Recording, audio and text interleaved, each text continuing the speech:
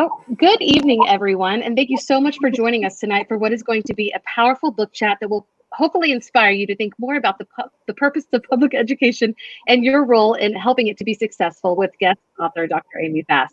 My name is Melody McAllister, and this has been an incredible year. When I first started my book chat, all I knew how to do was go live on Facebook with StreamYard and invite people and talk. I'm so blessed to be part of a growing writing community, and as an author myself, I know how hard it is to get in front of people and hope your book will be noticed. Those two things and my love for reading has allowed this book chat to grow into something I am super proud of, including an 8-hour live for World Read Aloud Day that we hope to do again this coming February. I'm honored to be in the virtual presence of the authors who take the time to talk with me and for the people who actually watch and listen to us live or in the replays. If this is your first time joining us tonight, or you join us every chance you get, I want to thank you. You can catch this live broadcast every Wednesday from Facebook, Twitter, and YouTube, and you can catch the replay on these same channels. I want to especially thank Alice Keeler for giving us her platform for these broadcasts and shining a spotlight on the work of incredible people. She and Commentator will actually be on my book chat next month, as this will be my final book chat for the season 1, and I'll start back up in mid-July. Tonight, Dr. Amy Fass will be discussing her book. It's about the mission, not the mandates, defining the purpose of public education. I started following Dr. Fass years ago, and she actually sent me an autographed copy of her book. As I reread it the second time around, it made total sense. I've always wondered how someone could be so prolific and thoughtful and sincere. I want to yell amen to every tweet she puts out, because she is speaking on behalf of so many of us who love public education, but know it can be even greater than what it is now. Her book offers a glimpse into the purpose that history has given public education, and those factors are still part of some of its best and worst qualities. She offers ideas in this book that may seem utopian, but with the right kind of support, there are ideas and a proposed purpose here that will embrace every learner and make a way for a society where all of our gifts are honored and useful. Dr. Fass, it's so great to have you here tonight. You're doing so much, and I appreciate you taking the time to share about the powerful message of your book. How are you, and can you tell us about your background? Hi, thanks for having me tonight. I've never done a Facebook live before, and I just dropped my pen and tried to have an awkward picture here. No, I'm doing great. School got out for us last week in Oregon, so we did 6 graduations at the high school, and I'm trying to get a lot of sleep right now. So my career, I actually started as a 4th and 5th grade teacher. I did that for 10 years, a combination of the two, sometimes a blend, sometimes looped with them. But that really was my heart for a long time. And then I became an instructional coach for the elementary and middle school levels. And then I actually got recruited to be a high school assistant principal. I didn't know I wanted to go into administration, but the class that I looped with from 4th to 5th grade was at the high school. And I thought I could just stalk them a little bit more and fall into the high school. And when I got to the high school, I realized how much I loved teenagers. They're pretty spicy, and I can be spicy in the fun combo. And there's just a lot of complexity at the high school level. So I really enjoyed that role. And then a few years ago, my mentor and principal retired, which I was really mad about. And then our admin team kind of rock, paper, scissors to see who would put their hat in the ring for the principalship. And I lost one. I don't know how that phrasing works. And so this is my 2nd year as the principal of McMinnville High School, but all within the same school district.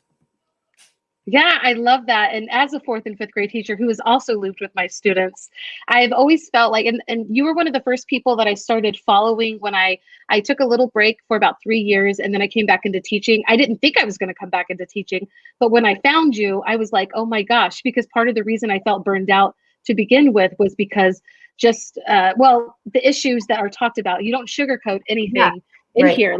You love education, but you also know the problems that we face. And so I'm just curious, what made you decide to write this? Sure. Well, first of all, if you're saying that I was part of that inspiration, that's a pretty big honor. You were definitely. Whoa. I was like, yes, I found somebody. Because honestly, I'll just tell you this, before I found you, I felt alone a lot of the times with my big ideas and my community-driven spirit. It just wasn't always embraced fully, especially with some of the people that were my principals. I felt very misunderstood for a long time. Yeah. So I would say I sometimes feel misunderstood too. Yeah. I don't, let me just disclaimer. I don't think the big problems in education are due to educators, which is the reason for the book, right? Like that, I do think it's when you don't have the right why or the right end goal, it's really hard to go down a path that's, fulfilling and will get you there. So I didn't actually know I was writing a book. It was my dissertation. And so I am a pretty restless person. So about 10 years in, I'm like, what should I do? Maybe I'll get my doctorate. And only because I love learning. Like I didn't actually have a thing that I was going to do with it. I still don't know what I'm going to do with it.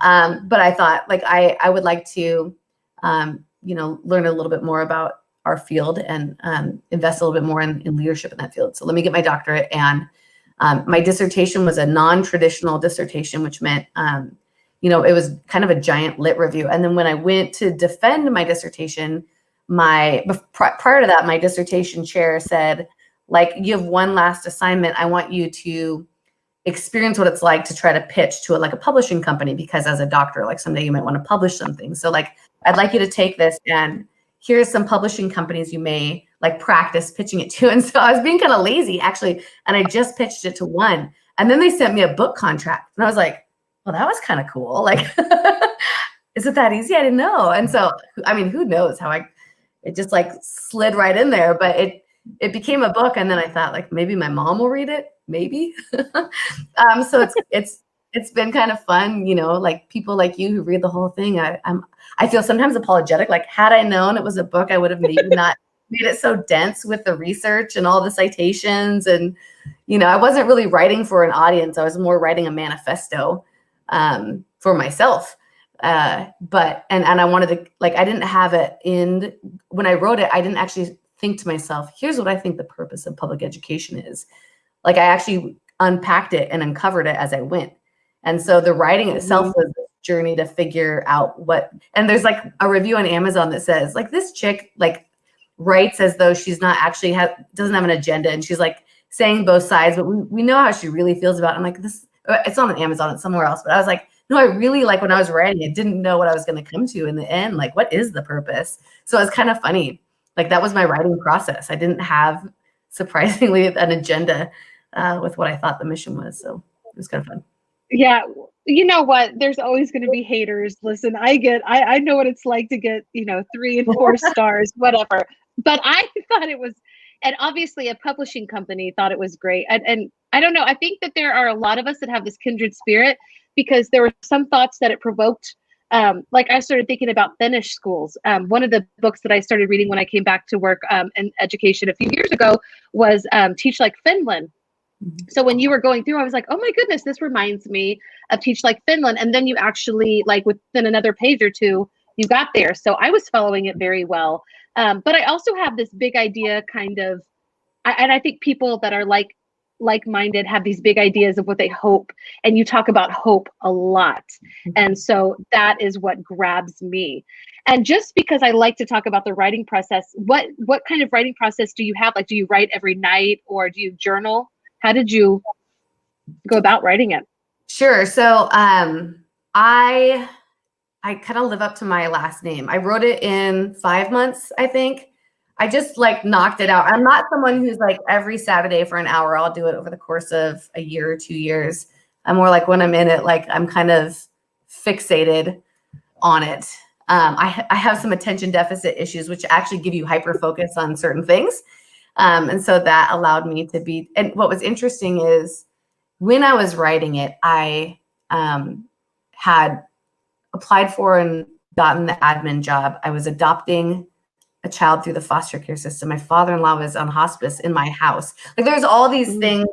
And like when I look back on it, I'm like, what was I doing? I was finishing my doctorate, obviously. It was in those classes. So there's just there was a lot going on, but I just knocked it out. It was kind of a grind. And that would be typical of my writing process for me. I wish I was one of those people who, even though I thrive in routine, I hate it. Like I love spontaneity. So I wish I was one of those people who carved away, like every morning I'm going to write, I'm going to wake up and I'm going to journal, but I prefer to just like, drink coffee and check Facebook or whatever. So I've honestly, like, it's funny because you talk about Twitter, but like Twitter is my lazy writing. So it's where I like keep my professional journal. It's when I have a thought, I put it in there to like hold myself accountable to my own why. So I do that. And then I do write a weekly email to staff, which is more like philosophical or like my own, sharing my own experiences. And so that does right now, you know, I'm not interested in writing a book, another book, or being an author for the sake of being an author. Like I'm writing what matters in my life right now. And for me, that's my staff and my school and my community. So whether it's messages to parents or our staff or our students, that's what I spend my time writing. I love that. And I'm also the same type of writer. Like I can't write if I'm not inspired. And when I do write, when I'm not inspired, because that is part of my job sometimes, it's crap. But yes, I love that. And I love that there's different kinds of writing. Like I know people that write every day. And then I know people that are like us, they're inspired and they write big chunks. So that is great. And thank you for sharing that. When you're talking about like writing to your, you know, your staff and to, you know, your community, because you do talk about school community. This is not a question I told you I was going to ask you, but do you feel like you have this village surrounding you, especially as a principal, like not just your staff, but like people from the community? Is that something that you're able to have as a school leader? Yeah. So I'm fortunate enough to be the principal of like a one high school town kind of school. And so for me, even this is my second year as principal. So I've lived now 2 years of like crisis leadership a little bit. Right. But, you know, I doubled down on communication and doubled down on vulnerability, like just, you know, talking about my own family and kids and struggles and things to the whole town, basically. And I do feel like it helps the community feel like they know who I am. And when there are times that they don't agree with me, I feel like I get a lot more grace from them because they feel like they know me as a human being and they know my intent. Like, you know, they have the best intent from me. And so I probably take more risks with communication than a lot of people would advise me to. But so far, I mean, granted, I'm new in this job, but so far it seems to pay off in the sense that when you are your intent is understood and you make a mistake, it's forgiven, you know, like, so I feel like the community has my back. I love that. That's wonderful. And just, I'm curious, you know, how has your mission for public education changed from because when you wrote, you were not a principal, you were still like a coach. And you mentioned that in your book. So how has your mission changed from the coach teacher perspective to high school principal? Sure. Well, I'd say it's only gotten stronger. You know, what's interesting is when I was hired, you know, it's a little bit of a liability, like how loud I am in the public sphere on social media.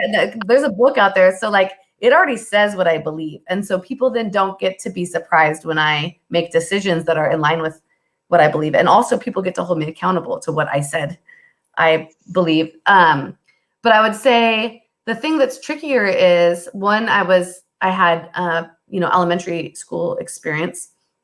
Now I have high school experience. And I think it only underscores the importance of those other pieces because I've now seen the culmination of a K-12 experience and how very much those foundational or soft skills matter and how very much that intrinsic drive matters. And I also realize how big of a ship it is to turn. So like you're cranking the wheel, right? Like I feel like as I'm steering the ship, I'm making some pretty profound decisions that are risky, right? And so that would be like the metaphor of like cranking that steering wheel, like we're turning the ship, but it's a big ship. So it's like, you know, it doesn't turn super fast. So even when you're like trying to be this like fearless leader in what you do, there's still like, there's only so much you can crank that wheel that will turn the ship, you know, at a sharp turn. And so I guess what's changed is I'm more realistic about what it's going to take, but also more convicted about like doing the work. I love that. Yes. Yes. And so, yeah, that's great. I ask my authors, I always want to have a live reading And I have your book, but you don't. I love how humble you are. And you told me you're not like trying to sell this book, you know. So I'm actually going to read something, and we're going to reveal the purpose that Dr. Fast has actually written in her book. She's not like, you know, keep it hidden so people will buy my book. They can't know unless they buy it themselves. She's not like that at all. So she is going to allow me to read the revelation of what she feels like the mission and the purpose is all about. So I'm going to read that, and then we're going to talk about it. So, and I'm going to try not to trip over my words, which I've been doing a lot. All right. Okay. So, and I'm reading from page 80. If anybody wants, to, you know, has their book out and wants to read along with me. Okay, we can do some popcorn reading. Just kidding. Okay. Public school standards dictate what we focus on and prioritize in schools. These standards address both our society's civic and economic needs, but largely ignore society's social needs. Because our social well-being impacts our economic and civic well-being, this is a colossal oversight on their part of educational leaders. It is the spirit of the American people and not their academic proficiency that has helped the United States to remain a global superpower. In order to cultivate the spirit of American citizens, we must first activate their internal drive as children. How far will knowledge and skill alone go if they aren't accompanied by passion and drive?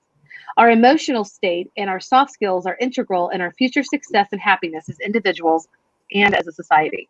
Even if we have different aims for public education, that is economic prosperity, national power, personal power, fulfillment, etc., it appears that the path to these various goals is the same, the activation of our internal drive. Maybe this path, since it leads to all of our various destinations, should be the end goal of public education in America. This is the undercurrent of all stakeholders' desires. It is the intersection of all our hopes. Of course, we need to foster high standards for academic achievement in schools, but academic achievement in school is a symptom of students' intrinsic drive and not the other way around.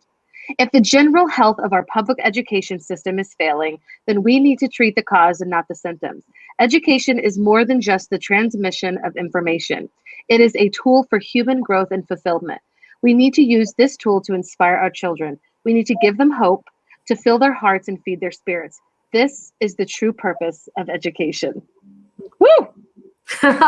You did a good job reading that. I'm glad you did. I love it. I mean, I just love it. I was very inspired by this. How does it feel to hear those words right back at you?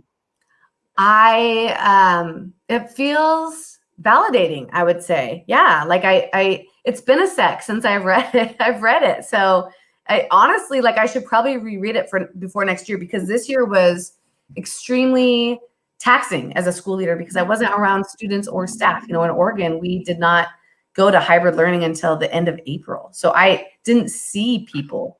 And so for me, it's really easy to get like lost in the weeds, right? When you're not surrounded by your mission, which is the humans that you work with. So yeah, no, I'm glad you read it. I love that. And that's the thing is that, you know, all of the purposes, you know, economic, these are all very important things that we have as a society to keep going. But it really is that activation of our internal drive, which many of our students don't ever feel like they're activated, because you talk about in this book, the problems of, you know, the rich students versus the poor students, and how that is a huge problem. And so we're constantly, and oh my gosh, I forgot to even talk about how you opened and closed the book. I want to know, are those true stories of how you opened and closed the book? I could tell you, but then I'd have to kill you. The ending is not true. The ending is not true. I'll say that. Okay. It was your hope.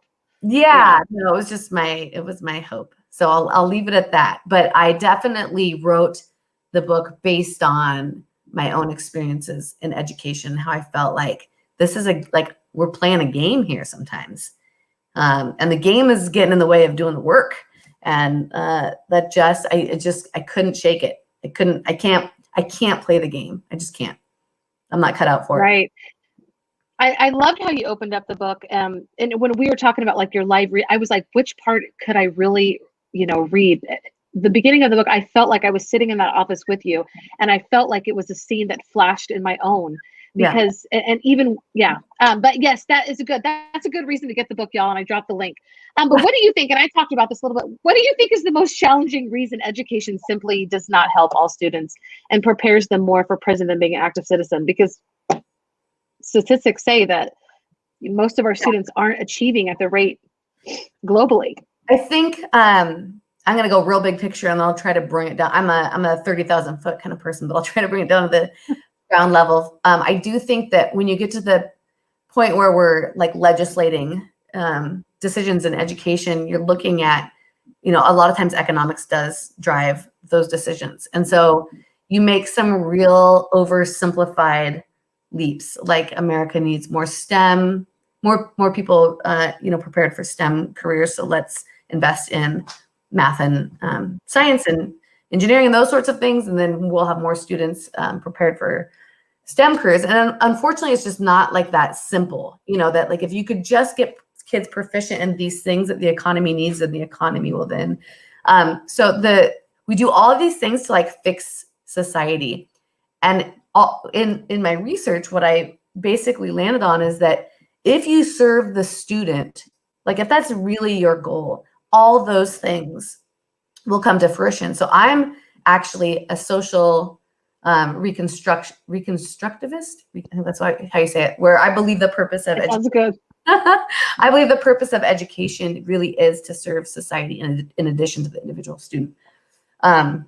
Because ultimately that society then turns around and gives back to the student, right? So we need to address poverty and racism and those giant barriers in our country. And the way we're going to do that is by really ensuring that we meet each student's needs. And we can't do that in this over-standardized world that we live in education. And I am not someone who's saying lower the expectations around academics. It's not all I'm saying, because the best way to ensure equity and ensure that students meet their full potential, and even the best way to motivate them, is by challenging them, right? So I'm like saying push them harder, and like don't be so like laser-like focused that you have tunnel vision. Like you need to realize that, like, how are you motivated in your work, Melody? It's not just by being like assessed and drill and kill and assessed and drill and kill. That's not how you grow as an educator. It's not what motivates you to do these book chats. Like you actually feel a sense of purpose and competency and belonging. And there's all these other pieces, and hope, right? There's all these other pieces that go into success that we are completely neglecting in schools because we say, well, it's too hard to measure, which it's really not. So I think that we need to listen to educators and students a lot more when it comes to what do students need. And when we can meet students' needs, we're going to meet society's needs. We just are.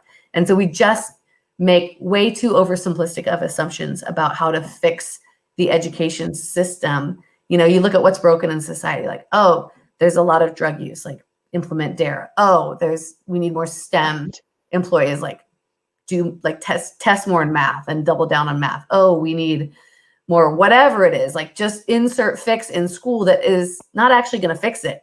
And so for me, I don't remember what your question was, but I do feel like it sounds so, speaking of oversimplistic, like the actual fix is like create a whole human being. Like let's grow human beings. Every teacher knows like this kid is not doing this thing because they struggle with executive functioning. So we can keep hammering these math skills, which we should do, but also like if we keep ignoring the executive functioning piece, the time management, they're not going to be any better when they're 40 years old and at a job, you know what I mean? Even if they have the math skills. So we just need to not be so narrow-minded when it comes to what does create future employees, what does create innovative Americans, what does create, do you know what I mean?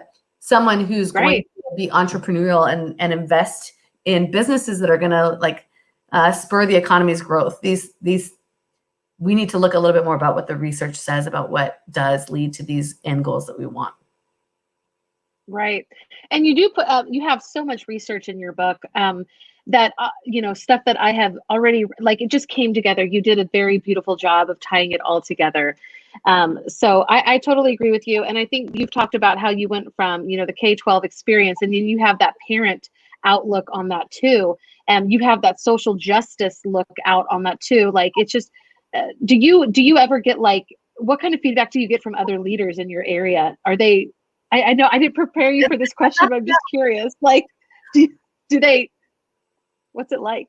I would say, I think that I sometimes, because I overcorrect so much on what should be happening that's not, people think I don't care about academics. And I can sometimes hear about that as feedback, which isn't the case at all. Like, I was very much a teacher who had really high expectations for students and pushed them really hard. And I do believe in pushing kids and adults to meet their potential, but the way in which you do that matters, right? So yeah, I would say I don't, the person people like, I'm not Twitter famous in my district. People, I don't advertise that. People don't really know that. No, sometimes I'll get a call from my superintendent like 6 in the morning, like, I saw you posted this. That'll be a fun conversation. Shout out to Mary Alice, love you. But no, I can be a little bit of a rebel rouser. I may be known for that a little bit, but I struggle to keep my mouth shut. I always have. Yes, I feel, listen, I'm with you. Okay. But what have you seen and experienced, and especially after coming out of this year? And like you said, you've been teaching and or you've been an admin in the worst 2 years that you could probably start any position new. But what have you seen and experienced that gives you hope for public education?